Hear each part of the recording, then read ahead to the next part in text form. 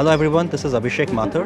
I'm a Chief Scientific Officer for Biolexis, which is a part of Strides Group in Bangalore.